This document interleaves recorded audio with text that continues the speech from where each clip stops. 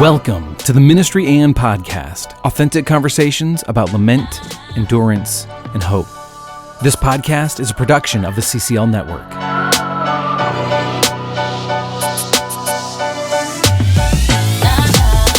I have been a pastor at a church in many capacities over many decades. My name is David Vaughan, and this is my story of ministry and frustration.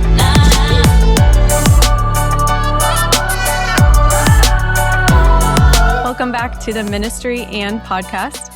I'm Heather Walton, and I'm not here with Mike Edmiston yet. He pre-recorded this episode with David Vaughan, and we will be listening to it together, and then I'll come back with Mike at the end of the episode, and we'll do a short recap for you.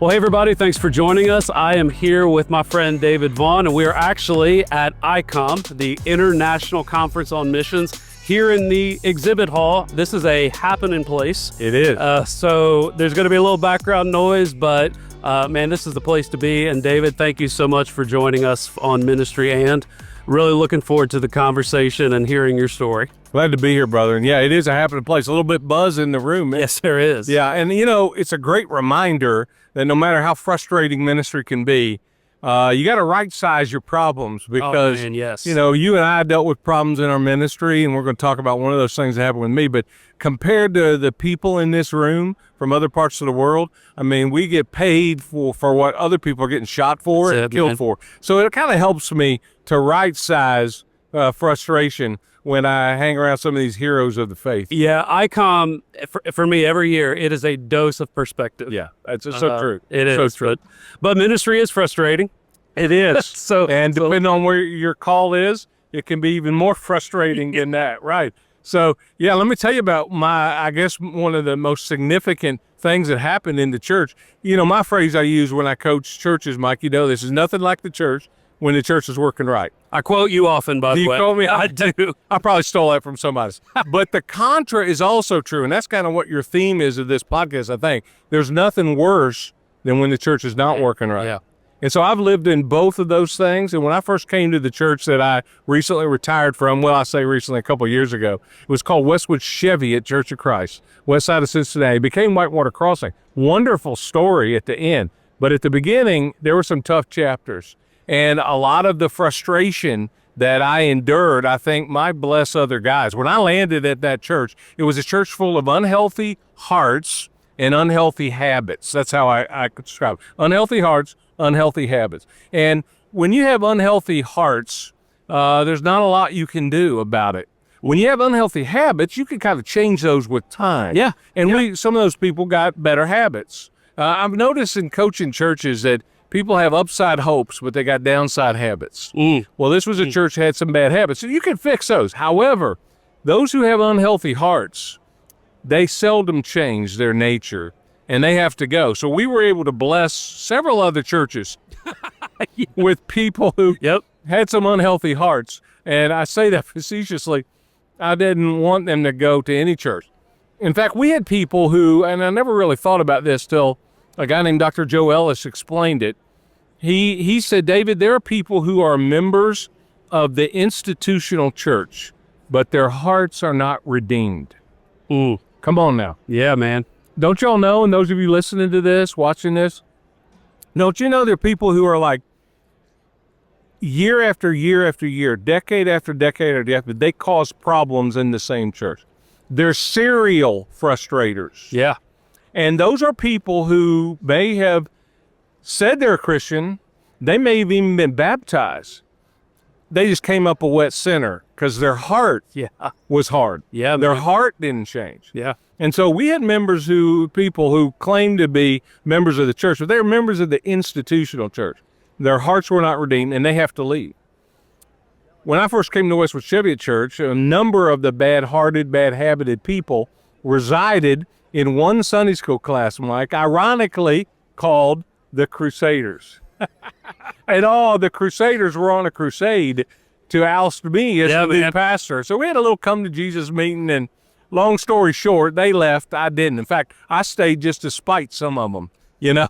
But boy, talk about frustrating, talk about hurting, talk about discouraging. But I knew I could outwork them I knew I could probably outlive them, but I had to develop a tough skin. It was frustrating.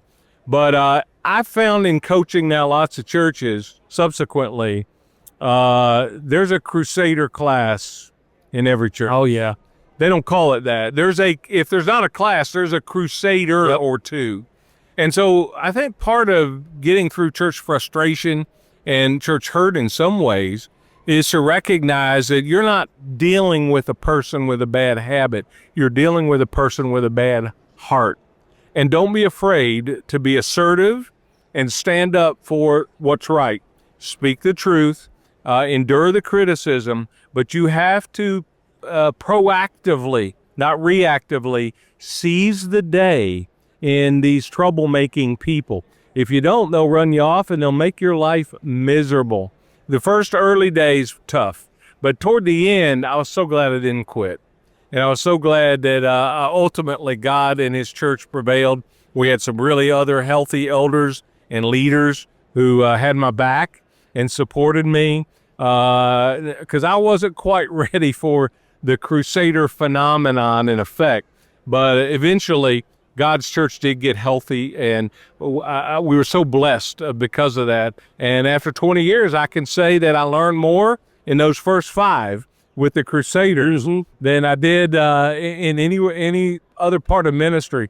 And I'm not thankful I went through it, but I am grateful that I learned, because now when I coach other pastors, I can relate to the frustration of their crusader people themselves. And the thing is, I mean, there are so many connecting points in my ministry story with the story you just told.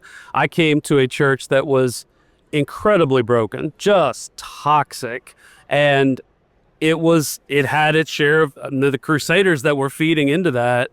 And man, some of the most hateful things that have ever been said to me were said by these people. Yeah. And the thing is, I love the way you framed it between habits and hearts, because these weren't bad habits. Right. These are bad hearts.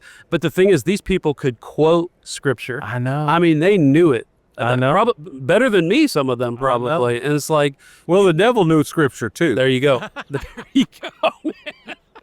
There you go. He knows it better than us. That's right. That's right. But I mean, and I have said consistently that the worst people I've ever met in my life, I've met in the church. But now consequently, though, go ahead. No, I was going to say, so funny you said it. I was talking to a guy the other day, and I'm an optimist by and large, positive. And I said, some of God's greatest people in the church. You know what he said? Some of God's worst people are in the church. That reminded me what you just said. Yeah. So true. And so the converse is true. I mean, the best people I've ever met in my life, I've met in the church. I mean, they're both there. But man, the worst people, they will grind you up if you let them. And my story really mirrors yours. There was the mass exodus, but it didn't happen immediately. No. I mean, they had to figure out I wasn't leaving. Yeah. And but you confronted it.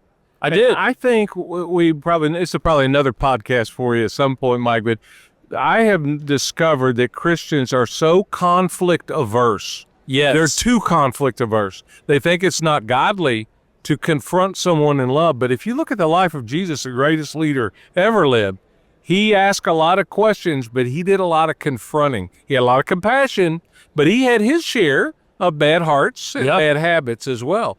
And so I encourage preachers to be much more confrontative, not overly aggressive. Don't be a jerk, but you better make sure that you stand strong for the one that stood for you.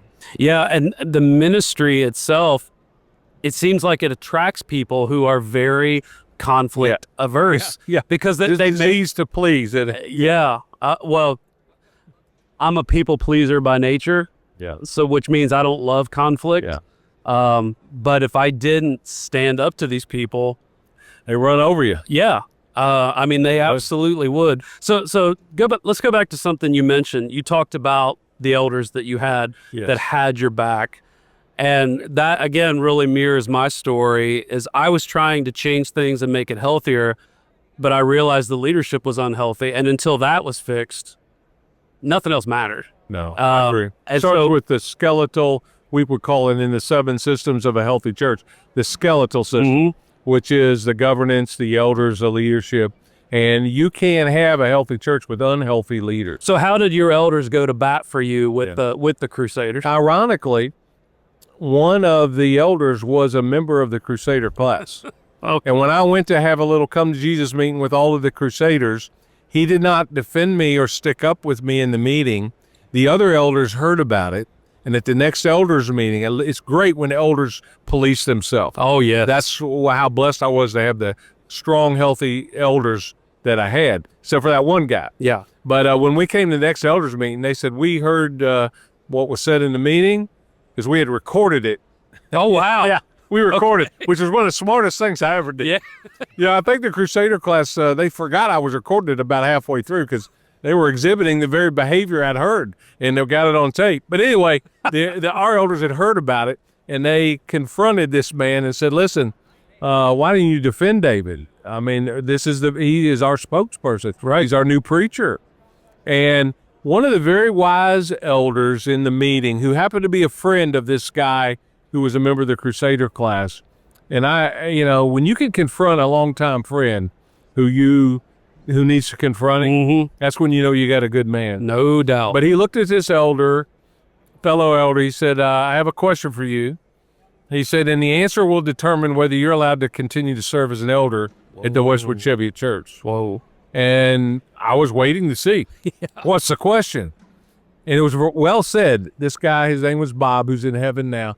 He said to this other elder, he said, you need to decide if you are an elder who happens to be a crusader, or are you a crusader who happens to be an elder?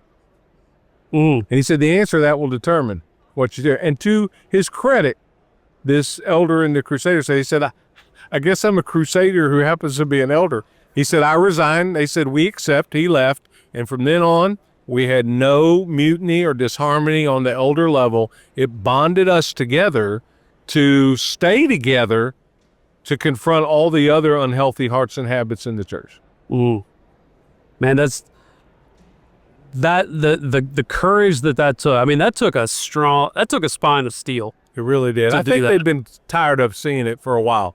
And I think they recognized in me, we better defend this guy or he's going to, because they were known kind of as a preacher-eater church for a long time. My predecessor had only been a preacher like 3 years, 2.5, 3 years. It ruined his life. So I think they recognized we don't want to repeat this cycle again. So we probably need to help this young bald guy. Well, I think I had a little bit more hair then. That was before the Crusaders. So anyway, I'm testimony to say to you today, you can do it. You can do it. What I feel sorry for is guys who have whole elder teams full of Crusaders. And then now you've got to say, am I the right guy at the right time with the right leader? Yeah, I mean, do you counsel those guys? Like, it might be time just for a change. Yeah. Yes, I do. Once I determine that they have a leadership of unhealthy hearts in the majority, they're going to discourage healthy people. Yeah. And it's better for that guy to go and find another ministry somewhere rather than take him out, because those experiences are what lead guys to get out of vocational ministry. I talked to a guy who's a genius guy, a doctorate of theology he had, and he wasn't in a local church. And I said, why? He said, the ministry brought out a hate in me I never knew existed. Oh, my. And I thought to myself, man. Well said. Yeah. That describes a lot of guys that can't do vocational ministry. But my guess is because he had a board or elders who were not healthy. Mm-hmm. And once you every day confront, you get hit with that, you get lambasted by that, they don't protect you, you got nobody to help you or assist you, then no wonder guys leave the ministry. Yeah. And no wonder they have a skewed or colored view of the church. Yeah, I mean, when I finally had a heart-to-heart with my elders, it was when I went to an elders meeting, and a guy walked in and pulled out a list of grievances against me. Oh, my. And we spent most of the meeting going through that point by point. And I finally, when he was done, excused myself from the meeting and walked around just to calm down. Absolutely. And then I came back in, and I knew it was a pivotal moment and said, guys, Yeah. you've got to start defending. I'm defending you. Yeah. I need you to defend me, or this isn't going to work. And that proved to be a turning point, and they started taking the shots. That was hard for you to do. It was. It was scary, wasn't it? But the more you do it, the better you get at it. Yeah. Yeah. I mean, I was young. I was in my 20s, and I'm talking to elders that are in their 60s and 70s at that point. I mean, we didn't have a lot of younger elders back then, but like this wasn't going to work. I mean, we had to be a team, and that was a huge part of us becoming a team. Yeah. When a preacher gets discouraged, Mike, you know this, or their wife gets discouraged, it's just a matter of time before they quit. So I think Satan's greatest tool is the tool of discouragement. I remember one of my mentors, Wayne Smith, saying that he told the story of an allegory story of this guy's driving down an old country road in the South and looked over, and there was like a yard sale. It was a little creepy out in the woods and dark, and the guy that was running kind of the yard sale had all these tools sitting out on the table, and he looked a little creepy. And the guy said, well, what's going on here?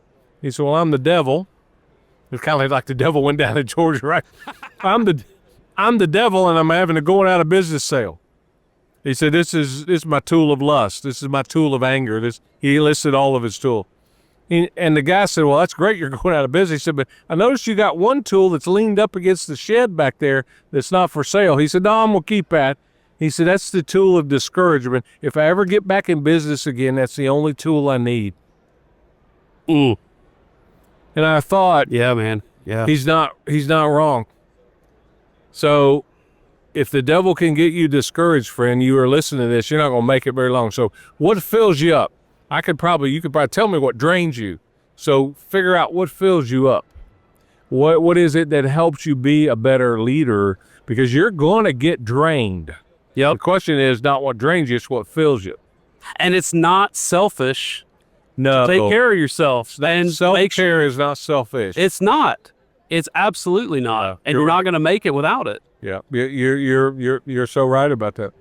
So going back to the Crusaders, you went to this class. You had this meeting that you wisely recorded. I did. And this elder steps down, all of that. What happened with the rest of the Crusaders? Yeah. A couple of the people who had bad habits, they stayed. Okay. They saw, well, maybe I will stick around. Maybe there is something about what David and the new eldership direction is. I was ready for a long, protracted battle with the Crusaders, like years.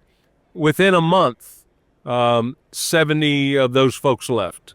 Wow. 70 left. 70? It was just How all big over. was this class? Yeah, it was a pretty big class. Let's say. So they had been allowed to rule uncontested for quite a while. And I think they probably had 80 people in the class. So I did such a good job as a leader my first year. We lost about 150 feet.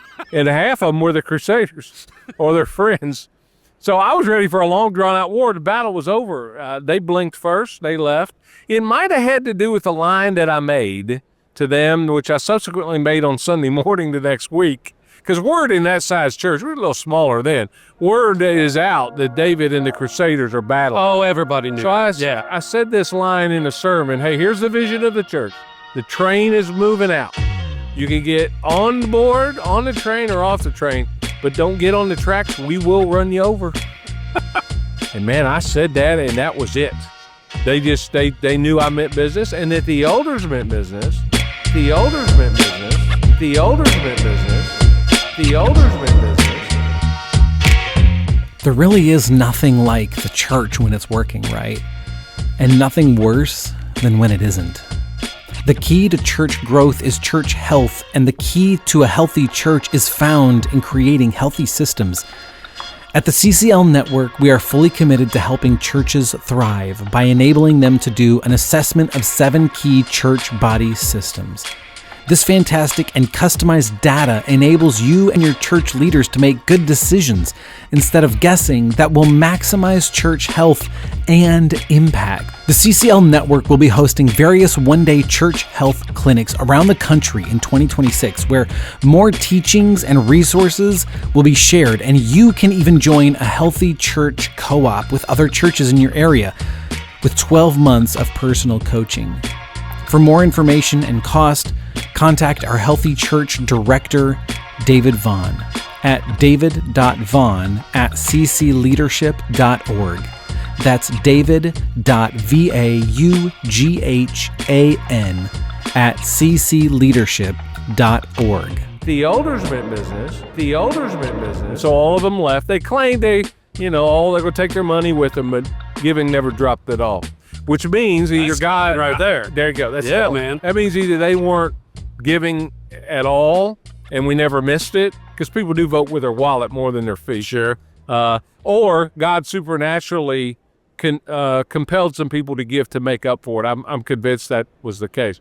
But they left, and it was good riddance. And from then on, it was a healthier culture.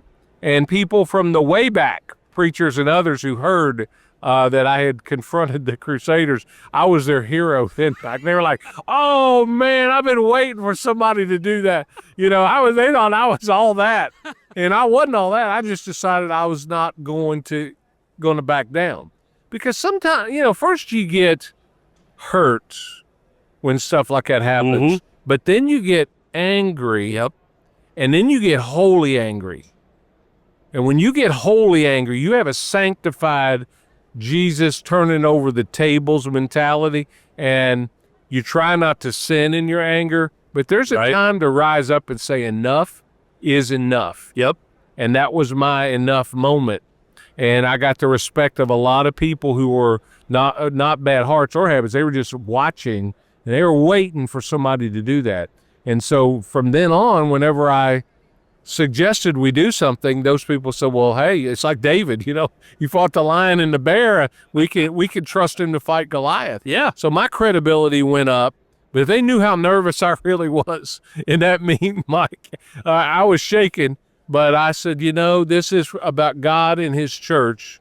It's not about me. I wasn't doing it for me. I was doing it for the church that Jesus died for, and the people who are lost, who would subsequently find that church. There you go. Courage is not the absence of fear. It's doing it afraid. It's good, Mike. That's really good. Doing it afraid. That's really good.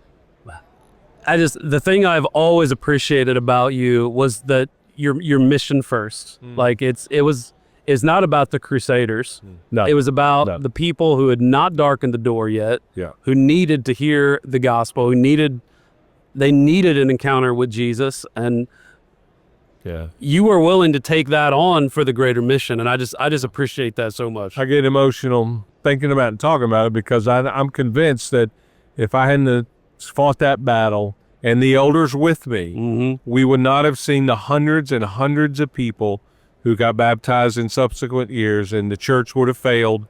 They would not be where they are now. So it wasn't the big wars, it was the little, but big doors swing on small hinges. Oh, that's good. This was a little and a big battle that a big door swung on. Well, we talked about perspective at the beginning. I mean, here's the perspective. How many people's eternity was changed because you were willing to take that stand? Exactly. But I had good elders who stood with me. Yeah. I think I was bold because they were bold. They just needed somebody who could show up and not quit. Yeah. And lead. And I was the right guy at the right time. If I hadn't had their support and their permission, that might have turned out differently. So what would you say to the ministry leader that's listening to this, that has the Crusader battle in front of them, but maybe they've waffled, maybe they just haven't taken it on yet? I mean, what would you say to them? I would say, don't quit. It's as simple as that. Yeah. Just keep showing up. Yep. You're probably closer to a breakthrough than you think. So I wasn't the smartest guy. Anybody knows who said that he's not the smart guy. I just barely got out of Bible college. I wasn't the most talented guy. I wasn't the best preacher. I even wasn't the best leader. But nobody could outlove me, and nobody could outwork me. And I just kept showing up. Yeah. There's so many mirror points in that story in mine. In the darkest days in that turnaround church where it was really hard. Yes. looking back, people have occasionally like, what did you do? And I'm like, I don't know if you're going to like the answer, but here it is. Yeah. I just stayed. Yeah. Perseverance. You just stay. Perseverance is so underrated. Perseverance works in your marriage. It works in every area of your life. I'm not a Calvinist, but it is perseverance of the saints. Don't tell Dr. Fincher and sit there. You got this Calvinistic dude on your podcast, and don't tell him that. But it is perseverance. Be faithful to the point of death, and I'll give you life. Yes. We are so conditioned to want the silver bullet, the quick fix. I mean, that's just culturally. Overnight success. Yeah. Well, we were that 5 years. We didn't grow for 5 years, those first 5 years. So I'm testimony of a guy that the last 15 were glorious. And people look at that and look at the rapid growth at Whitewater. I'm like, They do. Well, yeah, look at that overnight success. They love that, but they don't know what the first 5 years looked like. And as we would say in Kentucky, everybody likes the sausage. Nobody likes to see how it's made. Right. Well, that's how it's made. So you can't have the 15 without the 5. Oh, that's good. That's good. And I mean, how many, just hang on, because how many guys have quit? Like you said, that breakthrough was coming, and you just quit too soon. Yes, don't quit. Unless God calls you to another place, which he can do. Yep. You know. So how do you determine that? How do you determine where this is not discouragement? Really, this is the Lord leading It's people. really funny. It's funny because when you're a preacher and you want to go, nobody calls with an offer. That's right. But when you don't want to go and you're not interested, that's when everybody calls you. So, I think you should talk to your wife or a husband, depending on what gender you are. Yeah. Like, what do they say? Because they have that spidey sense. Oh, yeah. This is not going to get better. I do think you give it enough time to prove. You lay out some fleeces before the Lord. You say, if things don't turn around in 5 years, in 4 years, or whatever other metric you want to add, I probably need to pray about another field. Some doors do shut. Yep. Paul says, I was not permitted to enter Bithynia by the Spirit. So there are some doors that shut, but there are some doors that are open a little bit. And if you keep leaning in, the door will open more. So I think it's a dance of, and that's probably a separate podcast for you on how you know when it's time to make a move. And I would summarize it as the bumper sticker statement. When ministry is harder than it needs to be over a long time, it's time to go. Yeah. It's not bad days. It's not bad days. Right. It's bad years. Yeah. Or when another opportunity that matches your giftedness, so to speak, your shape emerges, then you say, I should take that.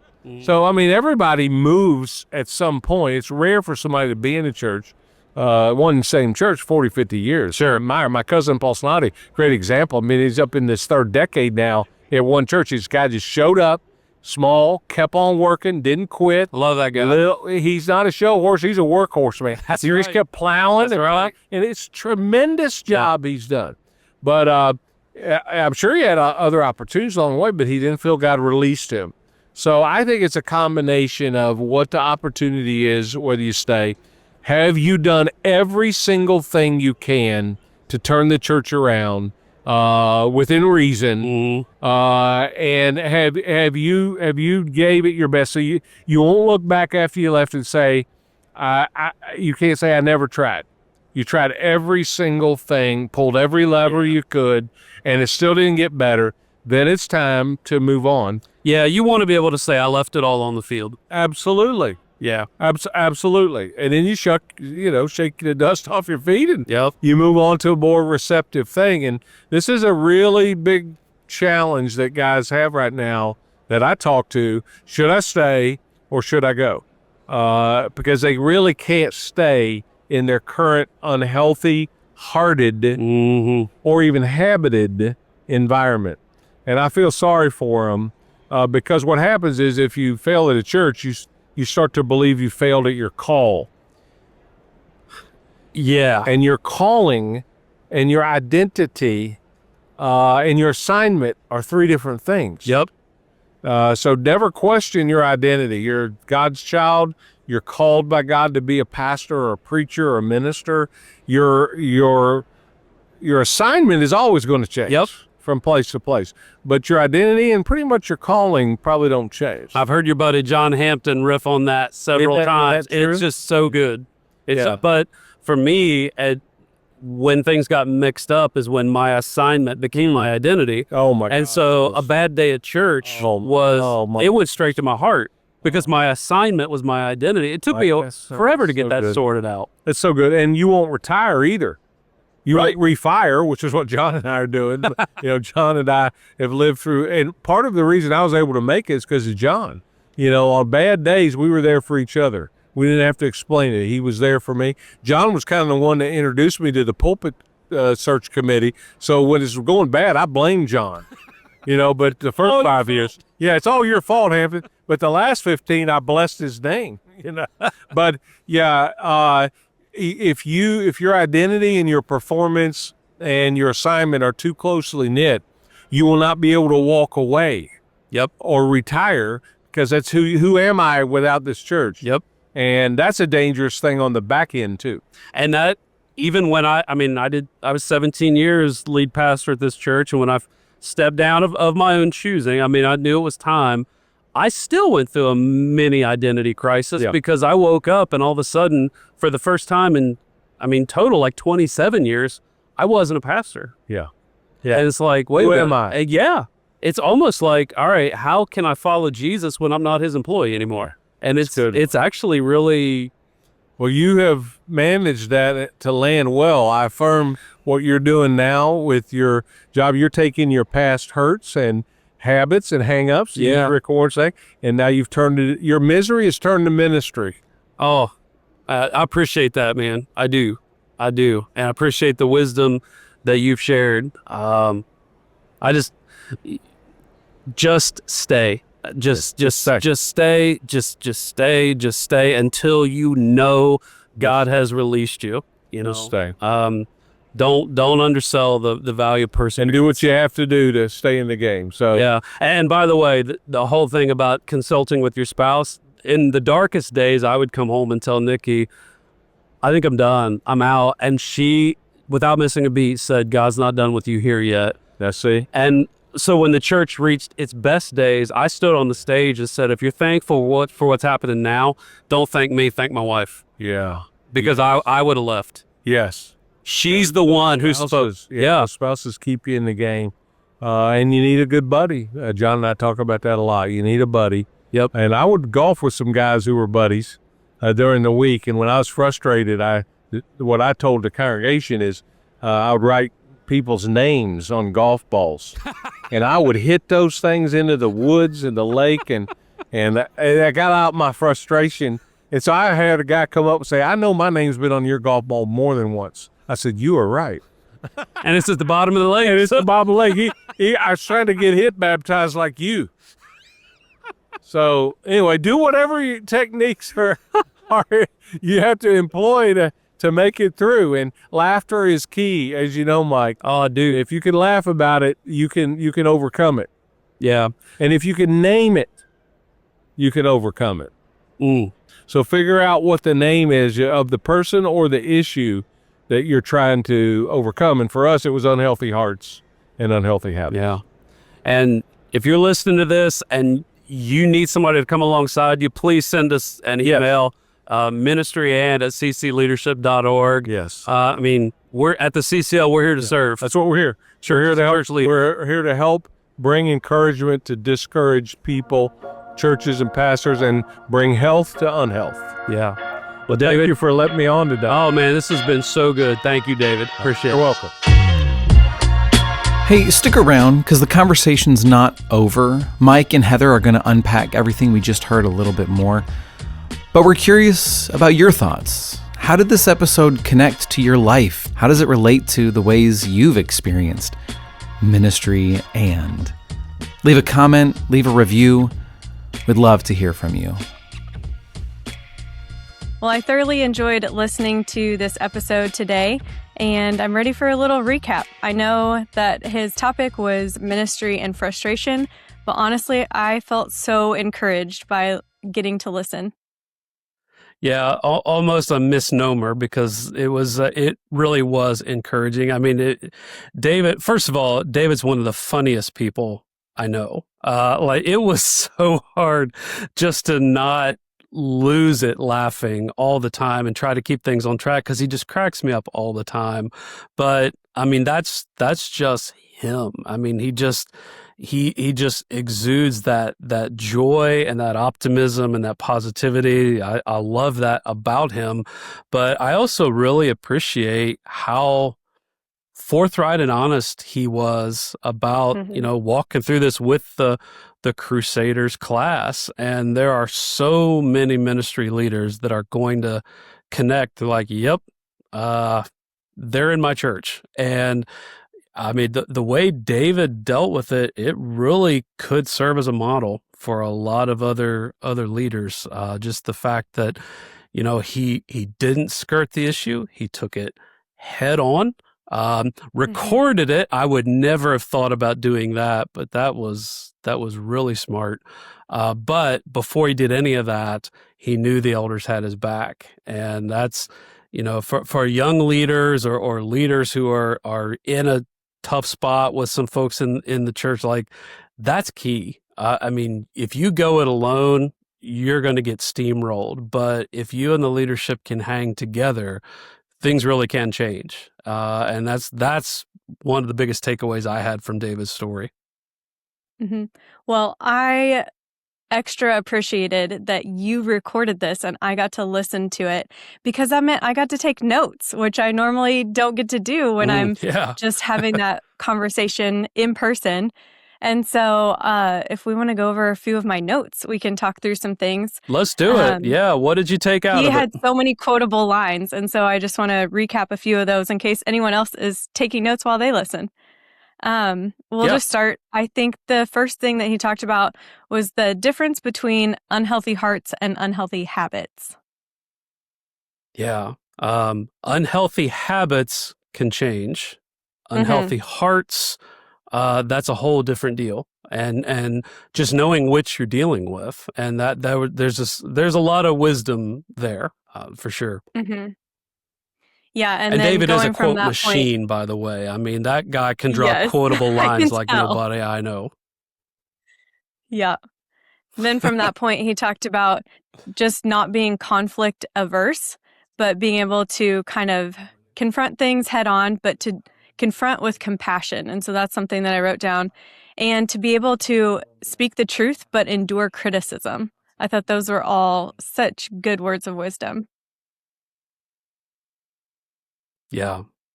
And just his whole thing of I wasn't the smartest, wasn't the most talented, but nobody's going to outwork me and nobody's going to outlove me. And I'm just going to stay. And that just persevering. And if you know the story of the church and the turnaround that happened, I mean, thousands of people whose lives were changed through Whitewater Crossing, but that would have never happened.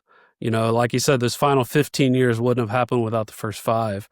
So, man, if you're listening and you're slogging through it, don't underestimate just persevering. Just, if there's sometimes people just need to see that you're not leaving, like you're not going anywhere. So, anything else, Heather?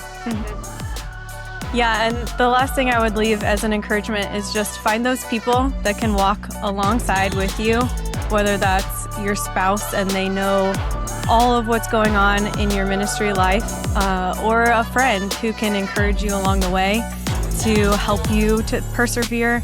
I think that is vitally important to be able to do ministry and be frustrated and yet persevere and endure those things. Yeah.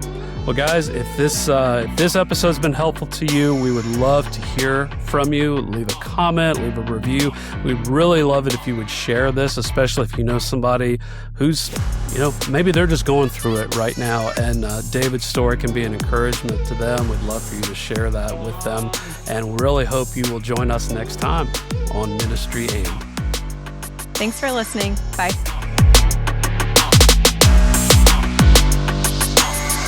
The Ministry and Podcast is a production of the CCL Network, hosted by Mike Edmiston and Heather Walton, produced by Jonathan Burian. The theme song is Rebels by New Alchemist. For more content, you can find us wherever podcasts are found and on YouTube at Ministry and Podcast. That's Ministry, AND, Podcast. If you or someone you know has a story to share, please contact us at ministryand@ccleadership.org. Or you can visit ccl.network for more information about the Christian Church Leadership Network, helping churches and church leaders thrive.